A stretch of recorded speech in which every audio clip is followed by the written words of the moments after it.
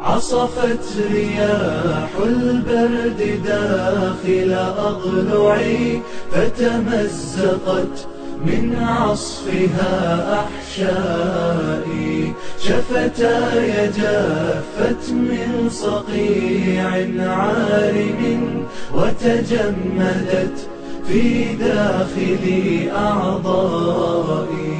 وأرى أخي قد نام في صندوقه، وينام جاري دون أي غطاء. وأرى صديقي لف جسما ناحلا بملاءة تحويه وسط عرائي.